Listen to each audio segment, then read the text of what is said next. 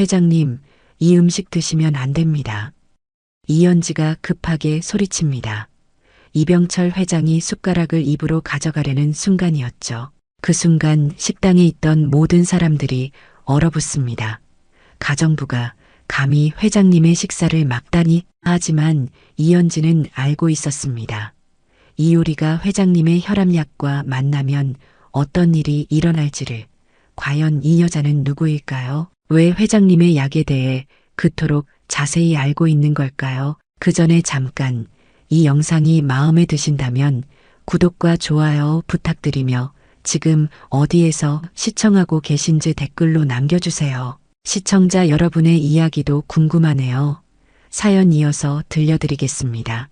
서울 강남의 고급 주택가에 위치한 웅장한 저택에서 새벽 5시 30분 이병철 회장의 하루가 시작됩니다. 72세의 나이에도 불구하고 그의 뒷모습은 여전히 당당하지만 어깨에는 세월의 무게가 깊이 배어 있었죠.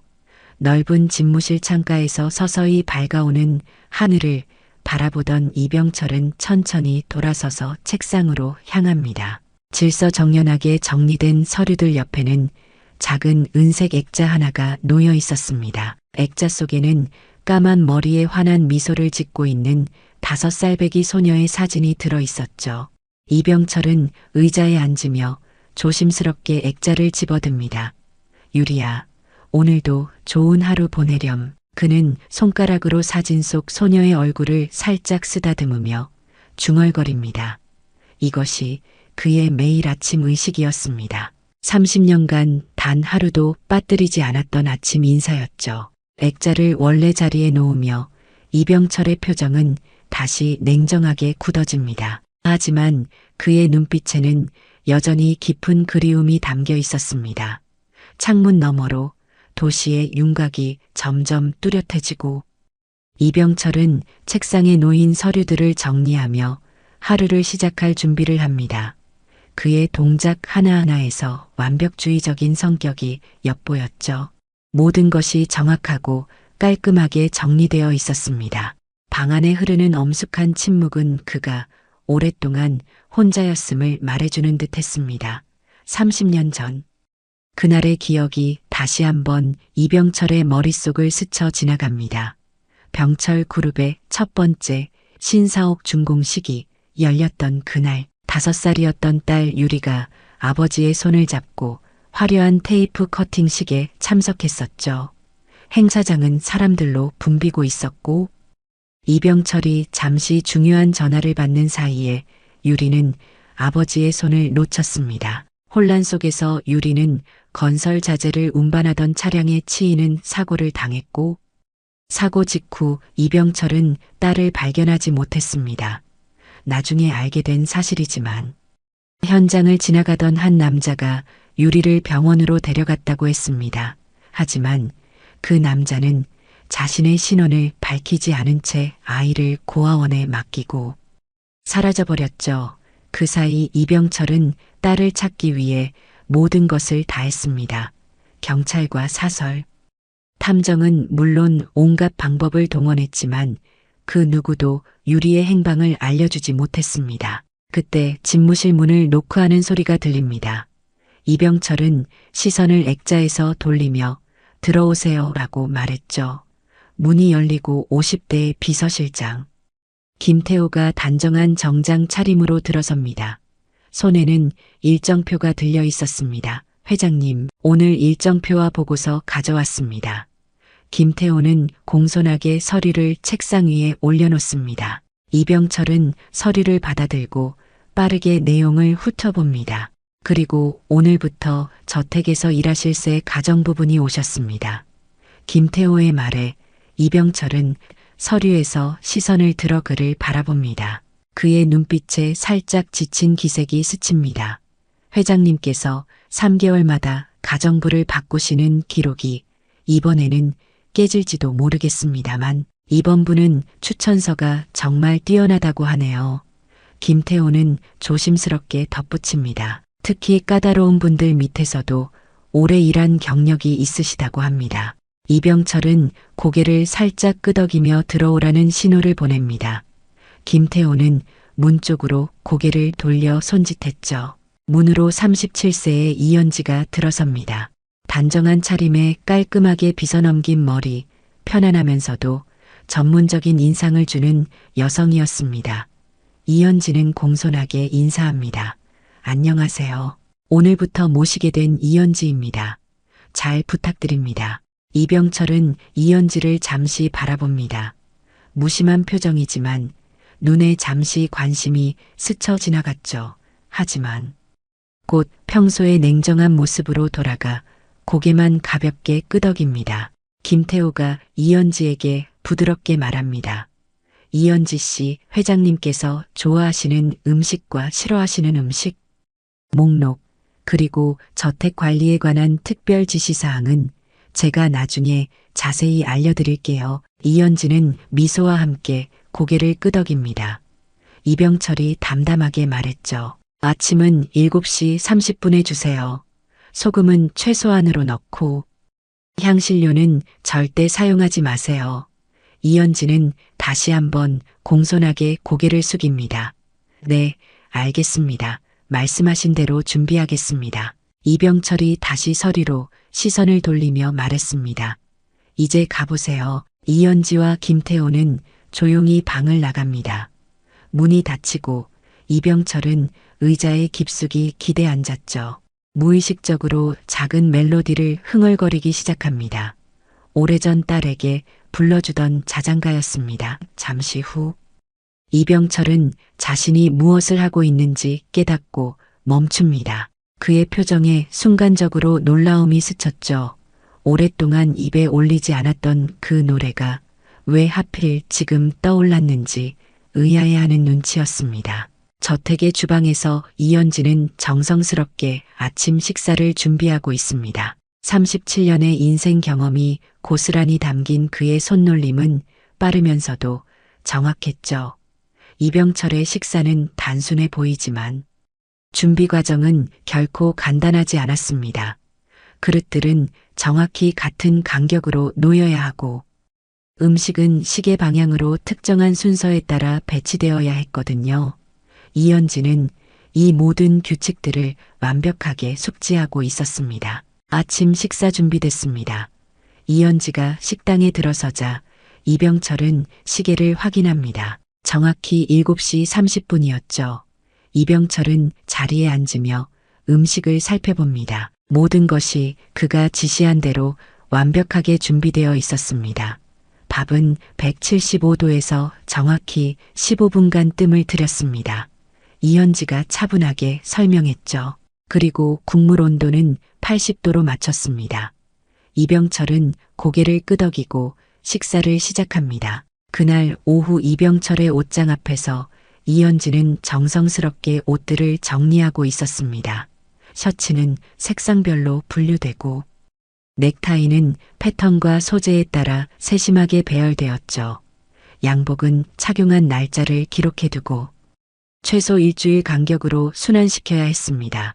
셔츠의 단추는 항상 잠가둬야 하고 넥타이는 이렇게 말아서 보관해야 합니다. 김태호가 옆에서 세세한 지시사항을 설명했습니다. 이현지는 조용히 고개를 끄덕이며 지시사항을 하나하나 메모했죠. 이전 가정부들이 견디지 못했던 세세한 요구사항들이었지만 이현지는 묵묵히 따랐습니다. 37년의 인생 경험과 최근 이혼 후 겪었던 어려움들이 이현지를 더욱 성숙하게 만들었고 어떤 일이든 감사한 마음으로 받아들일 수 있게 했거든요. 진짜 가족이 뭔지 알고 싶다는 간절한 마음이 이현지를 이곳으로 이끌었습니다. 남의 가족이라도 가까이서 보고 느끼고 싶었던 거죠. 밤 11시 이병철이 서재에서 책을 읽고 있을 때였습니다. 이현지는 조용히 문을 두드리고 들어와 따뜻한 차를 내려놓았죠. 회장님, 취침 전차 가져왔습니다. 이병철은 놀란 표정으로 이현지를 바라봅니다. 차를 요청한 적이 없었거든요. 매일 밤 이맘때쯤 차를 드신다는 기록을 보고 준비해드렸습니다. 이현지의 세심한 배려에 이병철은 잠시 말없이 바라보다가 차를 받아듭니다. 그의 눈에 미세한 감사의 표정이 스쳤죠. 시간이 흘러 어느새 2주가 지났습니다. 아침 식사 시간에 이병철은 신문을 읽으며 커피를 마시고 있었죠. 이현지가 조용히 식탁을 정리하고 있을 때 이병철은 신문에서 고개를 들고 이현지를 바라봅니다. 그의 표정에는 미세한 놀라움이 엿보였습니다. 아직 버티고 있군요. 이병철의 말에 이현지는 부드럽게 미소 지으며 대답했죠. 네, 회장님, 일하는데 어려움은 없습니다.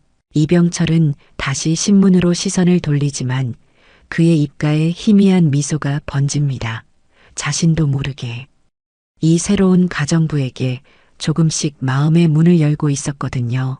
그날 저녁 식사 시간, 평소보다 일찍 식당에 나온 이병철은 이현지가 식사를 차리는 모습을 지켜봅니다. 이현지는 이병철의 자리 앞에 모든 것을 완벽하게 배치했죠. 밥과 국 그리고 여러 반찬들이 정확한 위치에 놓여 있었습니다. 오늘은 저와 같이 식사를 하시죠.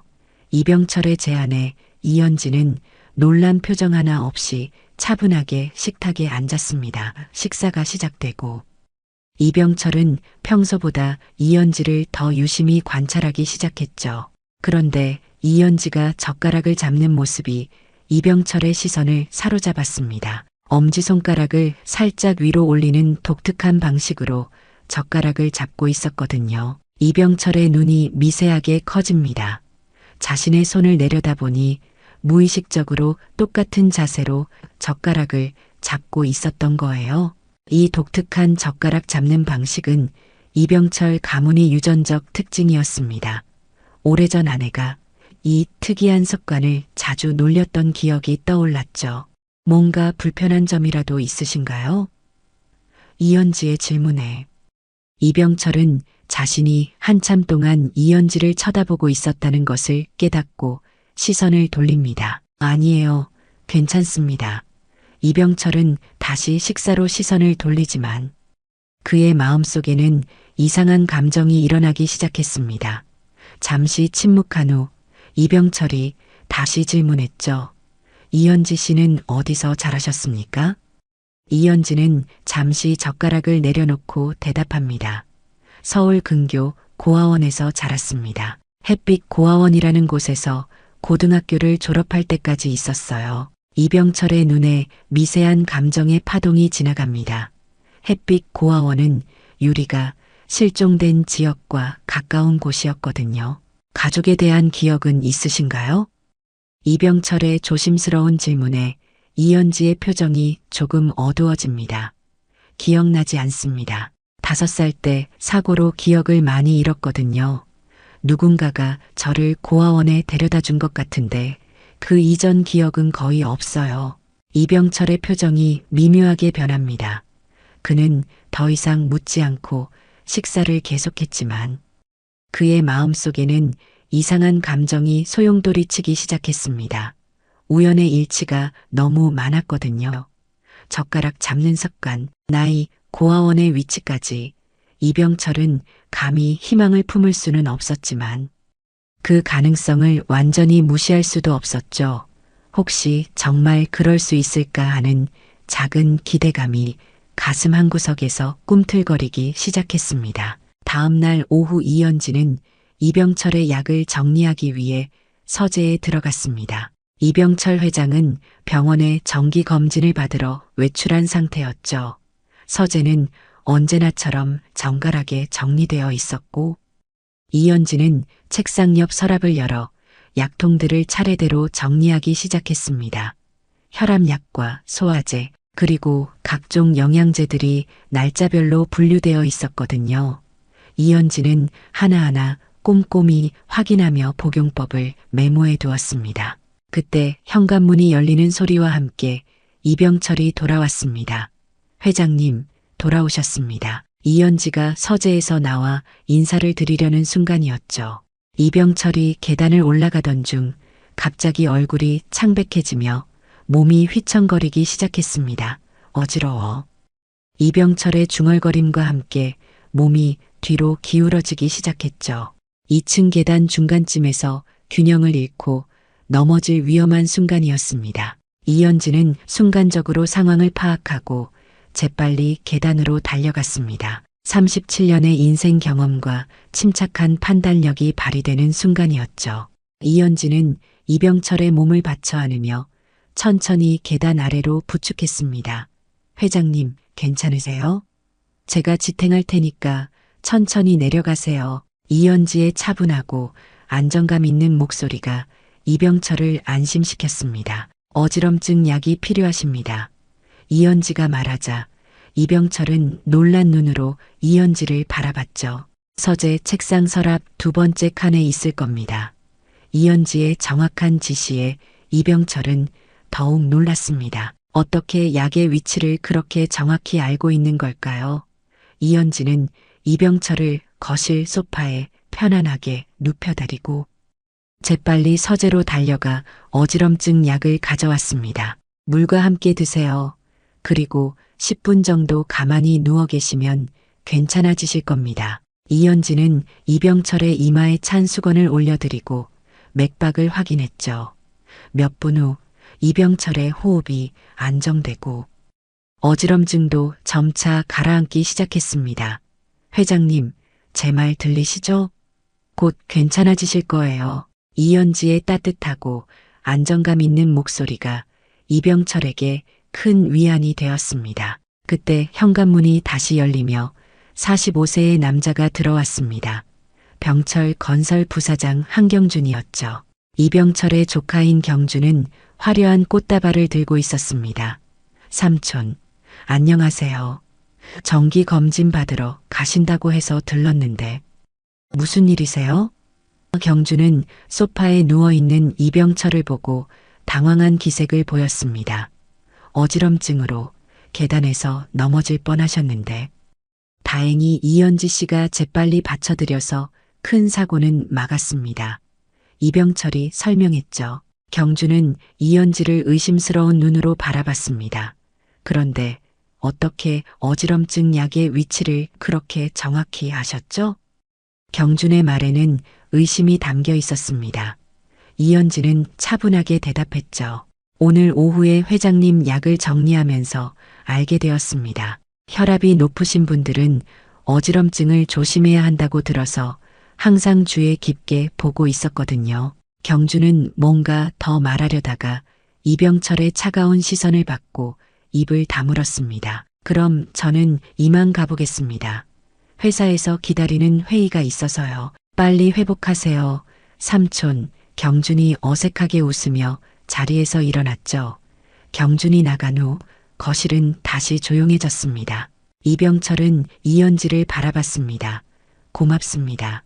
이현지 씨, 이병철의 목소리에는 진심 어린 감사가 담겨 있었죠. 당연한 일을 했을 뿐입니다. 회장님, 이현지는 부드럽게 미소 지었습니다. 제 곁에서 지켜드리는 게 당연하다고 생각해요.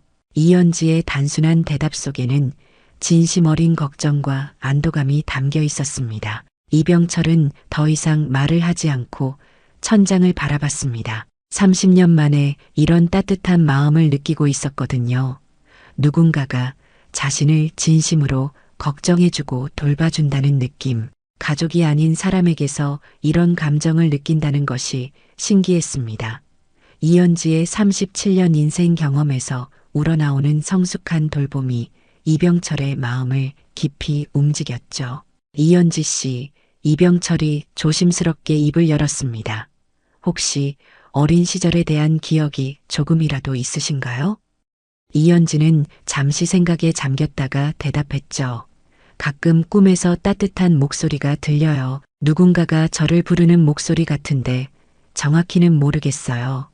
이병철의 가슴이 뛰기 시작했습니다. 혹시 그 목소리가 자신의 목소리일까 하는 희망이 가슴 한구석에서 꿈틀거렸거든요. 그날 저녁 이병철은 서재에서 오래된 가족 앨범을 꺼내 펼쳤습니다. 그 속에는 딸 유리의 어린 시절 사진들이 고스란히 담겨 있었죠. 이병철은 유리가 5살 때 찍은 사진을 오랫동안 바라봤습니다. 흐릿하지만 그 눈매와 미소가 오늘 본 이현지의 모습과 묘하게 겹쳐 보이는 것 같았습니다. 설마. 이병철은 혼자 중얼거렸죠. 하지만 그 가능성을 완전히 무시할 수는 없었습니다. 너무나도 많은 우연의 일치들이 그의 마음을 흔들고 있었거든요. 다음 날 오후 이현지는 이병철의 서재를 정리하기 위해 들어갔습니다. 이병철 회장은 오랜 지인과의 골프 약속으로 외출한 상태였죠. 서재는 언제나처럼 정갈하게 정리되어 있었지만 오래된 책들 사이사이에는 먼지가 쌓여 있었습니다. 이현지는 하나하나 조심스럽게 책들을 꺼내어 먼지를 털고 다시 제자리에 놓았습니다. 그러던 중 책장 맨 위쪽 깊숙한 곳에서 작은 나무 상자 하나를 발견했죠. 상자는 오래되었지만 정교하게 만들어진 것이었습니다. 표면에는 섬세한 무늬가 새겨져 있고 위에는 작은 발레리나 인형이 장식되어 있었거든요. 이현지는 잠시 망설였습니다. 이것이 회장님의 사적인 물건일 수도 있었으니까요. 하지만 청소를 위해서는 어쩔 수 없이 만져야 했습니다. 이현지는 조심스럽게 상자를 꺼내어 먼지를 털어냈죠. 그런데 상자를 옮기던 중 실수로 뚜껑이 열리고 말았습니다. 상자가 열리자 부드러운 멜로디가 흘러나오기 시작했죠. 그 순간 이현지의 표정이 굳어집니다. 멜로디는 단순하지만 묘하게 마음을 울리는 노래였습니다. 그런데 무엇보다도 이 멜로디는 어딘가 매우 익숙했거든요. 마치 오래전부터 알고 있던 노래처럼 느껴졌습니다. 이현지의 눈에서 갑자기 눈물이 맺히기 시작했습니다. 왜인지 모르게 가슴이 먹먹해지고 목이 메어왔거든요. 이현지는 자신의 반응에 놀라 눈물을 재빨리 닦아냈습니다. 왜 이 노래가 이토록 강한 감정을 불러일으키는지 이해할 수 없었죠. 이 노래 어디서 들어본 것 같은데. 이현지는 무의식적으로 멜로디를 따라 흥얼거리기 시작했습니다. 놀랍게도 이현지의 목소리는 작지만 정확하게 멜로디를 따라갔습니다. 마치 수백 번 불러봤던 노래처럼 자연스럽게 흘러나왔거든요. 심지어 가사까지 어렴풋이 떠오르는 것 같았습니다. 라라라, 우리 아기 예쁜 꿈 꿔요. 이현지는 자신도 모르게 가사를 흥얼거리고 있었죠. 어디서 배운 것도 아닌데 입에서 자연스럽게 나오는 가사였습니다. 그때 문 너머로 이병철이 지켜보고 있었습니다.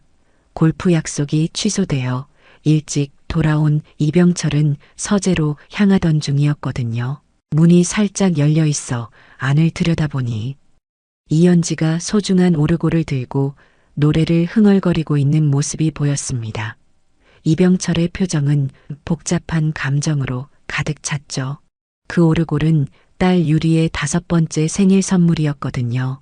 그 멜로디는 이병철이 직접 작곡한 자장가였습니다. 아내와 함께 매일 밤 딸에게 불러주던 특별한 노래였죠. 가족 외에는 아무도 알지 못하는 멜로디였거든요. 그런데 이현지가 그 노래를 정확하게 부르고 있었습니다. 심지어 가사까지 알고 있는 것 같았죠. 이병철의 손이 미세하게 떨리기 시작했습니다. 이병철은 소리 없이 뒤로 물러섰습니다. 그의 마음속에는 의심과 기대, 그리고 두려움이 뒤섞여 있었거든요. 설마, 정말 그럴 수 있을까? 이병철의 머릿속에서는 수많은 생각들이 교차했습니다. 젓가락 잡는 습관, 고아원의 위치, 그리고 지금 이 자장가까지 우연의 일치치고는 너무나도 많았죠. 이현지는 여전히 오르골을 들고 있었습니다. 멜로디가 끝나자 이현지는 조심스럽게 오르골을 닫았죠. 그리고 원래 자리에 다시 놓으려고 했습니다.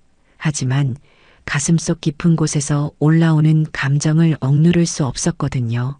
마치 어린 시절로 돌아간 것 같은 느낌이었습니다. 누군가의 따뜻한 목소리가 귓가에 맴도는 것 같았죠. 라라라, 우리 아기 예쁜 꿈 꿔요. 아빠가 지켜줄게요.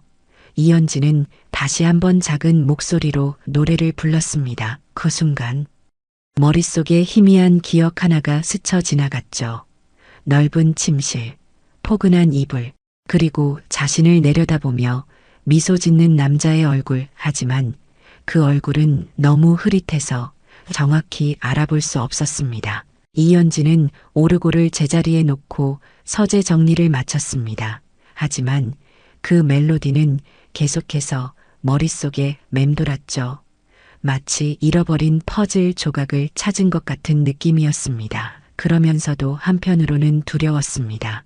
혹시 이 감정이 무엇을 의미하는 건 아닐까 하는 막연한 불안감이 들었거든요. 한편 이병철은 자신의 침실에서 깊은 생각에 잠겨 있었습니다.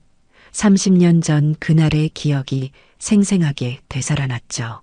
유리에게 매일 밤 불러주던 그 자장가, 유리만 알고 있던 특별한 노래를 이현지가 어떻게 알고 있을 수 있을까요? 이병철은 침대에 앉아 오래된 앨범을 펼쳤습니다. 유리의 사진을 바라보며 이현지의 얼굴과 겹쳐보려고 했죠. 유리야, 혹시 정말 내가 돌아온 건 아니니? 이병철은 사진을 향해 조심스럽게 물었습니다. 30년간 품어온 희망이 다시 한번 가슴속에서 꿈틀거리기 시작했거든요. 하지만 동시에 두려웠습니다. 만약 이것이 착각이라면 다시 한번 절망에 빠질 수밖에 없을 테니까요. 이병철은 오랫동안 유리의 사진을 바라보며 답을 찾으려 했지만 확신을 가질 수는 없었습니다. 며칠이 지나고 이병철 회장의 73번째 생일이 다가왔습니다. 저택 곳곳에서 분주한 움직임이 느껴졌죠. 이현지는 아침부터 특별한 저녁 식사를 준비하기 위해 정성스럽게 움직이고 있었습니다. 37년의 인생 경험이 고스란히 담긴 세심한 배려로 모든 것을 완벽하게 준비했거든요. 주방에서는 요리사들이 이병철이 좋아하는 음식들을 준비하고 이현지는 모든 과정을 꼼꼼히 감독했습니다. 장식은 너무 화려하지 않게 해주세요. 회장님은 단정한 것을 좋아하세요. 이현지의 지시에 따라 직원들이 식당을 정갈하게 꾸미고 있었죠. 테이블 위에는 고급 식기들이 놓여지고 창가에는 은은한 조명이 설치되었습니다. 이현지는 마지막으로 자신이 직접 준비한 선물 상자를 확인했습니다. 그 안에는 밤늦게까지 정성껏 뜬 진한 남색 목도리가 들어 있었거든요. 오후 6시 이병철이 서재에서 나와 식당으로 향했습니다. 오늘이 특별한 날임에도 평소와 같은 표정을 유지하고 있었지만 그의 눈에는 미세한 기대감이 스쳐 지나갔죠. 생일 축하드립니다. 회장님, 이현지가 따뜻한 미소로 맞이했습니다. 이병철은 짧게 고개를 끄덕이고 자리에 앉았죠. 식당 문이 다시 열리고 한경준이 호화로운 선물 상자를 들고 들어왔습니다. 삼촌, 생신 축하드립니다. 오래오래 건강하시길 바랍니다. 경준은 과장된 미소로 이병철에게 다가가 선물을 건넸죠. 이병철은 무심히 선물을 받아 옆에 놓았습니다. 고맙다. 경준은 이현지를 향해 미소를 지어 보였지만 그의 눈빛은 차가웠습니다. 오늘은 제가 특별히 삼촌이 좋아하시는 음식도 준비했습니다. 경준이 말했죠. 최고급 송이버섯으로 만든 특별 요리입니다. 유명한 셰프에게 특별히 부탁했거든요. 이병철의 표정이 조금 밝아졌습니다. 송이버섯 요리는 그가 좋아하는 음식이었거든요. 식사가 시작되고 여러 가지 요리들이 차례로 나왔습니다. 이현지는 조용히 식사 진행을 도왔고 경준은 끊임없이 회사 이야기를 늘어놓았죠. 마지막으로 경준이 준비한 송이버섯 요리가 나왔습니다. 고급스러운 그릇에 담긴 진한 갈색 요리에는 큼직한 송이버섯들이 풍성하게 올려져 있었거든요. 삼촌, 이건 제가 직접 가장 좋은 재료로 준비했습니다. 한번 드셔보세요. 경준이 요리를 이병철 앞에 밀어놓았습니다. 이병철이 수저를 들려는 순간 이현지의 머릿속에 갑자기 기억이 스쳤죠. 지난번 이병철이 어지럼증으로 쓰러졌을 때 병원에서 만난 의사의 말이 떠올랐습니다. 혈압약을 드시는 분은 특정 버섯류와 함께 섭취하면 위험한 상호작용을 일으킬 수 있습니다. 특히 송이버섯은 주의하셔야 해요. 이현지의 얼굴이 창백해졌습니다. 경준이 준비한 이 요리가 이병철의 혈압약과 만나면 어떤 일이 일어날지 순간적으로 깨달았거든요. 회장님, 이 음식 드시면 안 됩니다. 이현지가 급하게 소리쳤습니다. 이병철이 수저를 입으로 가져가려는 바로 그 순간이었죠. 갑작스러운 이현지의 행동에 식당 안이 순간 정적에 빠졌습니다. 경준의 표정이 굳어졌고 이병철은 놀란 표정으로 이현지를 바라봤습니다. 무슨 일입니까? 이병철이 물었죠. 이현지는 침착하게 설명했습니다. 회장님께서 복용 중인 혈압약과 송이버섯은 함께 드시면 안 됩니다. 위험한 상호작용을 일으킬 수 있거든요. 경준이 얼굴을 붉히며 끼어들었죠. 말도 안 되는 소리입니다. 무슨 근거로 그런 말을 하는 거죠? 이현지는 차분한 목소리로 말했습니다. 지난번 회장님께서 어지럼증으로 쓰러지셨을 때 병원 의사 선생님께서 직접 말씀하신 내용입니다. 회장님의 약 목록을 보여주시면서 특별히 주의하라고 하셨거든요. 이병철은 잠시 생각하다가 말했습니다. 확인해보죠. 그는 담당 의사에게 전화를 걸어 상황을 설명했습니다. 통화가 끝난 후 이병철의 표정이 심각해졌죠. 이현지 씨 말이 맞습니다. 이 약과 송이버섯은 함께 먹으면 안 된다고 하네요. 경준의 얼굴이 창백해졌습니다. 저는 몰랐습니다. 삼촌, 정말 죄송합니다. 하지만 그의 눈에는 당혹감 이상의 감정이 스쳐 지나갔죠. 이병철은 경준 그리고 이현지를 번갈아 바라봤습니다. 그의 눈에 의심의 그림자가 드리워졌거든요. 경준아, 어떻게 된 일인지 설명해 보거라. 이병철의 목소리는 평온했지만 그 안에는 무게가 실려 있었습니다. 경준은 조금 당황한 기색으로 자리에 앉았죠. 삼촌, 정말 몰랐습니다. 그저 생신 선물로 특별한 음식을 준비하고 싶었을 뿐이에요. 그의 목소리는 억울함으로 가득했지만 눈빛은 불안정했습니다. 유명한 셰프에게 직접 주문했다고 했지? 이병철이 천천히 물었죠. 네, 제가 아는 최고의 요리사에게 부탁했습니다. 경준이 대답했습니다. 이병철은 그대로 자리에서 일어나 전화기를 들고 번호를 눌렀죠. 잠시 후 그가 말했습니다. 김 비서, 지금 바로 경준이가 주문했다는 요리사에게 연락해서 오늘 송이버섯 요리에 대해 물어봐 주세요. 경준의 표정이 굳어졌습니다. 그는 불안한 듯 손가락으로 테이블을 두드렸죠. 몇 분 후 전화가 다시 울렸습니다. 이병철은 통화를 마치고 경준을 차갑게 바라봤습니다. 그 요리사는 경준이한테서 주문을 받은 적이 없다고 하는군. 최근 몇 달간 연락한 적도 없다고 하고 식당 안에 긴장감이 감돌았습니다. 경준의 얼굴이 창백해졌죠. 경준아, 솔직히 말해보거라. 이 송이버섯 요리는 누가 준비한 거지? 이병철의 질문에 경준은 입술을 깨물며 대답을 망설였습니다. 그는 잠시 침묵하다가 한숨을 내쉬었죠. 제가 직접 준비했습니다. 이병철은 경준을 조용히 바라봤습니다. 내 병원 기록과 혈압약 정보는 가족이라면 쉽게 접근할 수 있는 정보지. 그리고 이런 약물 상호작용에 대한 정보도 찾기 어렵지 않았을 거야. 그는 깊은 한숨을 내쉬었습니다. 그의 눈에는 서운함과 실망감이 가득했거든요. 오늘은 이만 가보거라.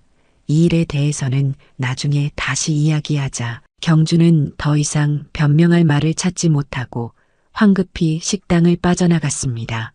그의 발걸음은 급하고 불안했죠. 식당에는 이병철과 이현지만 남았습니다. 긴 침묵이 흐른 후 이병철이 입을 열었습니다. 이현지 씨, 고맙습니다. 또 한 번 목숨을 구해주셨군요. 다음 날 이른 아침 이병철의 집무실에서 긴장감이 감돌고 있었습니다. 그의 표정은 평소보다 긴장되어 있었고 끊임없이 시계를 확인하고 있었죠. 노크 소리가 들리고 김태호 비서실장이 서류 가방을 들고 조용히 들어왔습니다. 자료가 도착했습니다. 회장님, 김태호는 가방에서 두꺼운 봉투를 꺼내 테이블 위에 올려놓았습니다. 이병철은 긴장된 표정으로 책상으로 향했죠. 생각보다 많은 시간이 걸렸군요. 이병철이 말했습니다. 30년 전 기록을 찾는 게 쉽지 않았습니다. 특히 고아원 기록은 대부분 수기로 작성되어 있어서 디지털화되어 있지 않았거든요. 김태호가 설명했습니다. 이병철은 서류 봉투를 열어 내용물을 꺼냈죠. 여기 1993년 6월 24일 경찰 보고서입니다. 잠실에 있는 병철 건설의 신사옥 준공식 현장 인근에서 발견된 미확인 여아에 관한 내용이에요. 이병철은 떨리는 손으로 보고서를 집어들었습니다.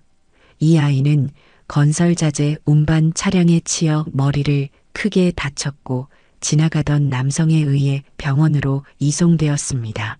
오른쪽 손목 근처에 반달 모양의 상처가 있었다고 기록되어 있어요. 이병철의 표정이 굳어졌죠. 계속해서 아이는 몇 개월간 의식불명 상태였고 깨어난 후에는 자신의 이름이나 부모에 대해 아무것도 기억하지 못했습니다. 신원을 확인할 수 없어 결국 햇빛 고아원으로 이송되었어요. 김태호는 다음 서류를 펼쳤습니다.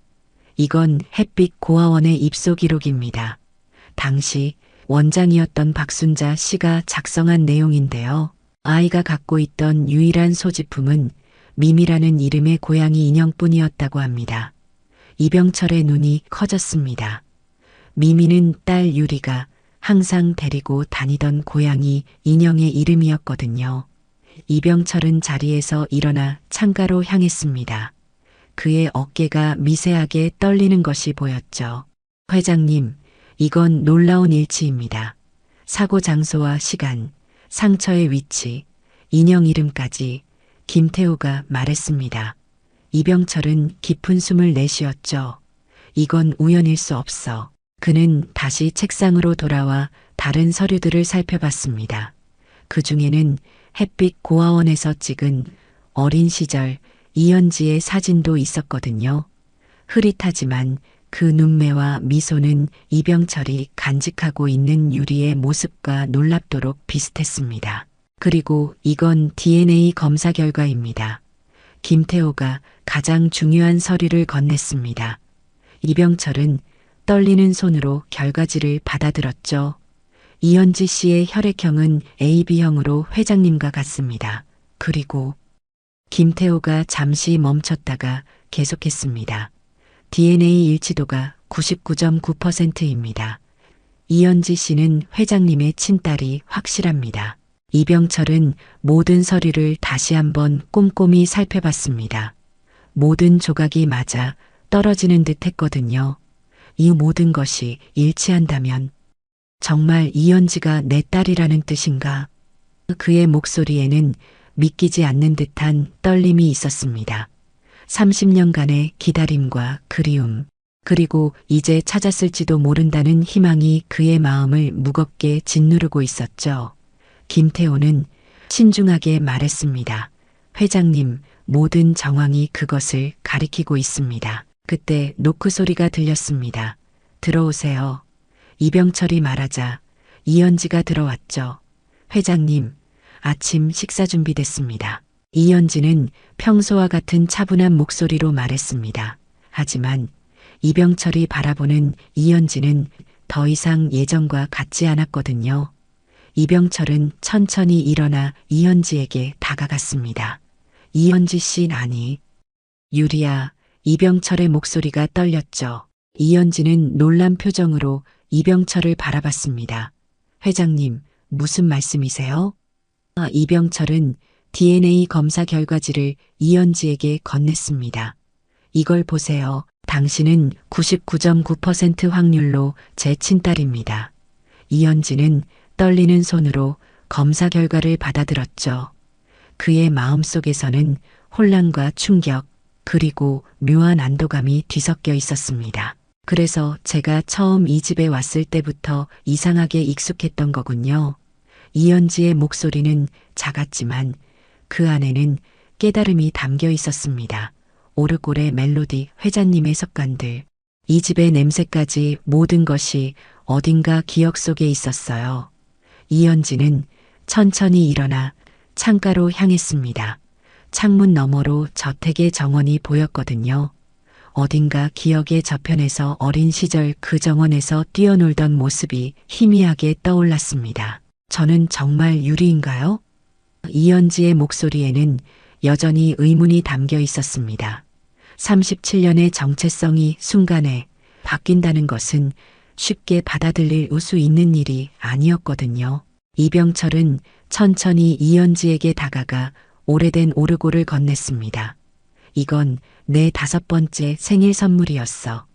매일 밤 이 멜로디에 맞춰 자장가를 불러주었지. 이현지는 조심스럽게 상자를 열고 멜로디를 들었습니다. 그 순간 마치 시간이 거꾸로 흐르는 듯한 느낌이 들었죠. 온기 가득한 침대, 창문 너머로 보이는 별빛, 그리고 아버지의 따뜻한 목소리. 그 모든 기억이 파도처럼 밀려왔습니다. 아버지. 처음으로 이현지의 입에서 아버지라는 말이 나왔습니다. 그 말은 아직 어색했지만 동시에 가장 자연스러운 말처럼 느껴졌죠. 이병철은 더 이상 감정을 억누르지 못하고 이현지를 품에 안았습니다. 유리야, 내 딸 드디어 찾았구나. 30년의 기다림, 30년의 그리움이 이 한순간에 모두 녹아내렸습니다. 이현지는 아버지의 품에 안겨 오랫동안 울음을 터뜨렸죠. 그것은 슬픔의 울음이 아닌 오랫동안 잃어버렸던 자신의 뿌리를 찾은 안도감의 울음이었습니다. 제가 정말 집에 돌아온 건가요? 이현지가 물었습니다. 그래, 이제 진짜 집에 돌아온 거야. 다시는 너를 잃지 않을게. 이병철이 대답했죠. 며칠 후 병철 그룹 본사 건물 대회의실에서 모든 임원들과 주요 부서장들이 모여 있었습니다. 긴장감이 감도는 가운데 이병철이 이현지와 함께 회의실로 들어섰죠. 두 사람의 모습에서 묘한 닮은 기운이 느껴졌습니다. 이현지는 더 이상 가정부의 모습이 아닌 단정한 비즈니스 정장 차림이었거든요. 오늘 여러분을 모신 것은 중요한 발표가 있어서입니다. 이병철의 목소리는 평소보다 힘이 넘쳤습니다. 회의실은 완전한 침묵에 빠졌죠. 30년 전 우리 회사의 첫 번째 신사옥 준공식에서 실종되었던 제 딸을 찾았습니다. 그의 말에 회의실이 순간적으로 출렁였습니다. 여기 옆에 있는 이 아름다운 여성이 바로 제 딸 유리입니다. DNA 검사로 확인되었고 모든 법적 절차도 진행 중입니다. 이병철은 이현지의 어깨에 손을 얹었죠. 그의 표정에는 자부심과 행복이 가득했습니다. 앞으로 유리는 제 딸로서 그리고 병철 그룹의 후계자로서 여러분과 함께 일하게 될 것입니다. 많은 도움과 협조를 부탁드립니다. 김태호 비서실장이 가장 먼저 일어나 박수를 치기 시작했습니다. 이내 모든 임원들이 따라 일어나 박수를 보냈죠. 이현지는 부끄러운 듯 미소 지으며 고개를 숙여 인사했습니다. 감사합니다. 아직 부족하지만 열심히 배우고 노력하겠습니다. 1년이 지난 어느 가을 오후 서울 한강공원에서 나뭇잎들이 황금빛과 붉은빛으로 물들어 바람에 살랑거리고 있었습니다. 이병철과 이현지가 강변을 따라 천천히 걸어가고 있었죠. 두 사람의 모습에서는 더 이상 어색함이 느껴지지 않았습니다. 이제 그들은 진정한 부녀로 서로에게 가장 편안한 존재가 되었거든요. 유리재단 개원식이 다음 주로 다가왔구나. 이병철이 말을 꺼냈습니다. 네, 기대되면서도 긴장돼요. 많은 분들이 오신다고 하셨죠. 이현지가 대답했습니다. 그래, 재단 설립 소식이 언론에 알려지면서 예상보다 많은 관심을 받고 있어. 우리 이야기가 다른 이들에게 희망을 주는 것 같아 지난 1년간 이현지는 유리재단을 설립하기 위해 열심히 일해왔거든요. 신기해요. 제가 경험한 아픔이 이제는 다른 사람들을 도울 수 있는 힘이 되다니요. 이현지가 말했습니다. 이병철은 딸의 손을 꼭 잡았습니다. 그의 손에서 감사와 자부심이 전해졌죠. 내가 자랑스러워. 유리야. 내가 돌아온 후 내 인생이 완전히 달라졌어. 이현지도 미소 지었습니다. 저도요. 아버지. 이제는 제가 누군지 알게 되었으니까요. 노을이 점점 더 짙어지고 강 위로 작은 배들이 지나갔습니다. 멀리서 아름다운 야경이 펼쳐지기 시작했죠. 안개 낀 아침으로 시작되었던 그들의 이야기는 이제 맑고 따뜻한 석양과 함께 새로운 장을 열고 있었습니다. 우리의 이 사연이 마음에 남았다면 좋아요를 눌러주세요. 그리고 소중한 사람들과 함께 이 이야기를 나눠주시길 바랍니다. 좋은 말씀들을 댓글로 남겨주시고 어디에서 시청하고 계신지도 알려주세요. 여러분의 따뜻한 참여가 저희 제작진에게 큰 힘이 됩니다. 감사합니다. 오늘 이야기를 들어주셔서 감사합니다. 영상 보시고 느끼신 감정 댓글로 함께 나눠주세요. 여러분의 한마디가 누군가에겐 큰 위로가 될 수 있습니다. 영상이 마음에 드셨다면 구독과 좋아요, 응원 부탁드립니다. 오늘도 귀한 시간 내어주시고 끝까지 시청해주신 구독자, 시청자 여러분 진심으로 감사드립니다. 가리고 사랑합니다.